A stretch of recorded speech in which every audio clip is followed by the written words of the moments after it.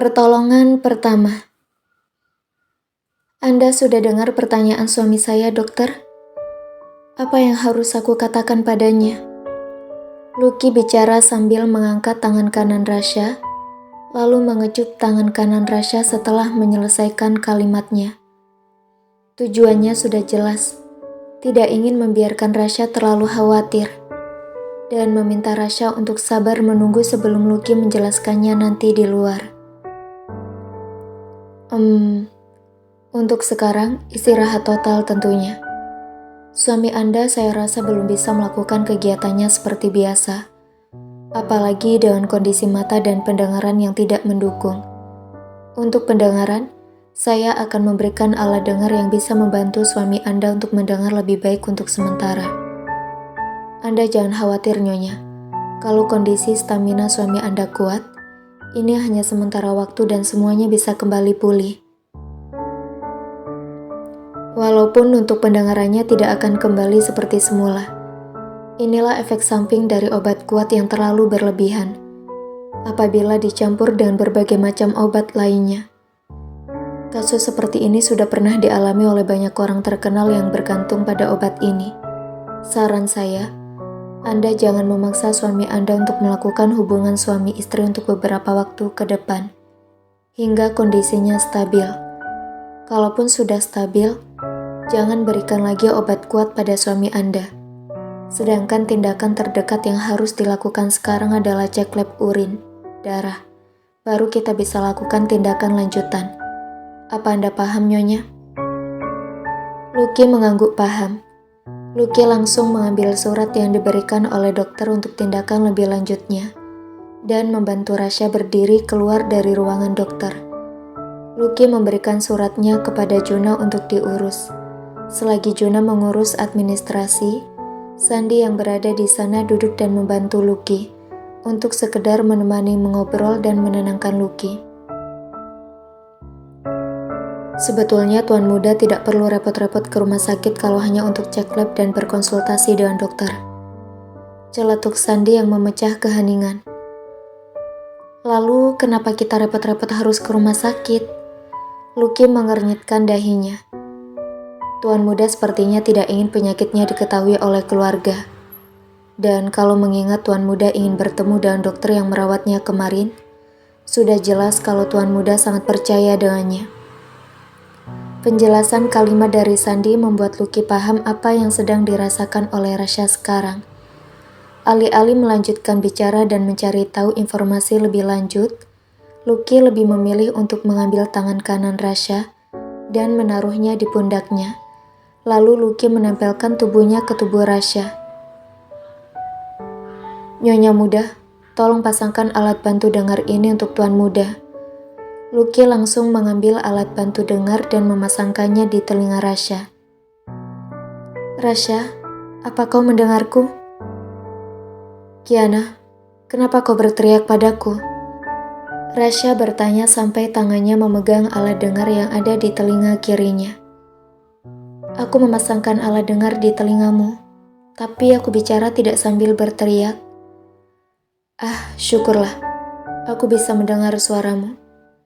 Tapi aku belum bisa melihat wajahmu. Lucky langsung memeluk tubuh Rasya mendengar apa yang dikatakan oleh Rasya. Dan tentu saja, air mata Lucky kembali bercucuran. Wanita yang biasanya tegar di hadapan Rasya, bahkan sulit sekali menunjukkan emosinya. Hari ini, matanya selalu basah dengan air mata. Hei, kenapa kau begini? Aku sudah menyuruhmu jangan menangis. Ini semua salahku, Rasya. Kalau aku tidak menyuruhmu untuk pergi malam itu, kau tidak akan begini. Aku terlalu bodoh dan mudah sekali untuk percaya. Aku yang membuatmu menjadi seperti sekarang. Lucky bicara sambil menangis dalam pelukan Rasya. Rasa bersalah sangat besar dalam hatinya. Itulah yang menyebabkan Lucky tidak habis-habisnya menyiksa dirinya sendiri dengan tangisannya. Aku tidak apa-apa. Kita ambil aja sisi positifnya. Sekarang aku tahu kenapa aku selalu pusing dan kita bisa tahu siapa yang berbuat begini padaku. Bukankah itu baik untuk hubungan kita? Sudahlah, jangan terlalu khawatir. Ada Paman Sandi dan Juna di sini. Mereka tidak akan pernah meninggalkan kita.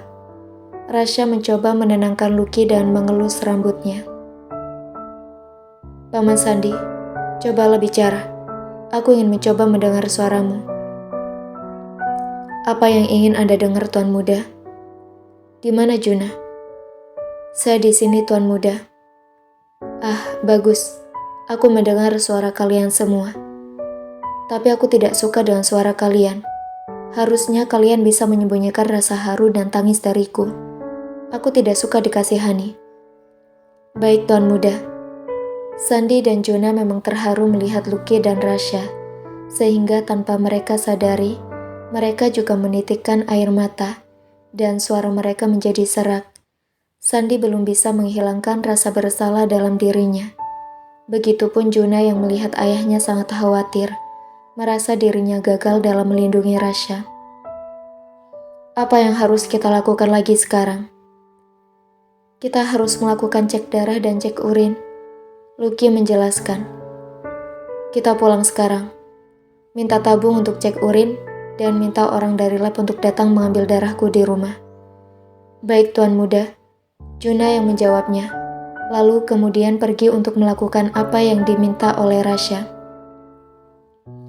Apa Anda mau diantar ke mobil sekarang, Tuan Muda? Giliran Sandi yang bertanya-tanya. Rasya mengangguk, lalu berdiri dengan tangannya selalu bergandengan dengan Lucky dan Lucky membantu Rasya untuk berjalan menuju ke mobil. Kita sudah di rumah sakit, kenapa kita harus pulang? Kenapa kau tidak melakukan ceknya di rumah sakit saja? Lucky yang belum paham langsung memberikan cecaran pertanyaan pada Rasya seperti biasa keingintahuannya tidak bisa dicegah. Aku tidak pernah menggunakan toilet umum. Aku juga takut dengan jarum suntik, sehingga aku lebih nyaman bila harus mengambil darah di tempat tidurku sendiri. Kau aneh. Lucky tidak melanjutkan kalimatnya, hanya menggelengkan kepalanya, enggan untuk menambah keributan dengan Rasya. Pegang tanganku dan arahkan aku jalan senormal mungkin. Aku tidak ingin orang melihatku merasa kasihan karena aku tidak bisa melihat Kiana. Pinta Rasya sambil menunduk sedikit dan bicara pada Lucky dengan suara pelan berbisik. Untuk orang normal yang melihat Rasya dan Lucky berjalan, mereka mungkin tidak sama berpikir bahwa Rasya tidak bisa melihat dengan jelas. Karena kondisi fisik Rasya saat ini tidak ada masalah, dan matanya pun terbuka seperti tidak terjadi sesuatu. Tapi tentu saja, kalau Lucky tidak ada di sampingnya, Rasya tidak tahu harus berjalan ke arah mana. Karena warna yang hanya bisa dilihat oleh Rasya adalah warna putih terang, dan juga warna hitam untuk benda yang ada di dekatnya. Dengan kolaborasi yang pas, mereka sukses mengelabui mata orang awam. Lucky berhasil membawa Rasya ke dalam mobil tanpa ada satu orang pun yang mencurigai mata Rasya yang tidak bisa melihat. Klek. Sandi sudah menutup pintu mobil dan kini mereka menuju ke parkiran sebentar untuk menunggu Juna sebelum kembali ke rumah. Kiana. Jawab Lucky meladeni Rasya. Aku lapar. Kau mau makan apa? Berikan apapun yang ingin kau makan. Lucky tak lagi bertanya kepada Rasya dan mulai memikirkan apa yang ingin dimakan olehnya. Dan tentu saja, harus kesukaan Rasya. Rasya, aku ingin makan yang berwarna hitam saat kita menginap di hotel dulu. Apa kau masih ingat? Kamu mau makan itu? Namanya rawon. Itu makanan kesukaan Eyang Bambang Prayoga. Aku suka itu. Apa kita bisa menemukannya di sini? Rasya mengangguk. Paman Sandi, tolong siapkan rawon di rumah kami. Aku ingin makan itu nanti setelah sampai di rumah. Baik, Tuan Muda. Kau bersamaku dari tadi pagi dan kemarin juga kau bersamaku. Apa papa aku tidak mencarimu? Tidak, Tuan Muda, karena saya sudah mengatakan pada Tuan Raditya kalau Tuan Muda membutuhkan bantuan saya. Hah? Apa papaku mengizinkan? Tentu saja mengizinkan, Tuan Muda, walaupun wajahnya kesal. Tapi saya memberitahu bahwa Tuan Muda menginginkan saya untuk membantu Nyonya Lukianada. Karena itu Tuan Raditya mengizinkan saya pergi.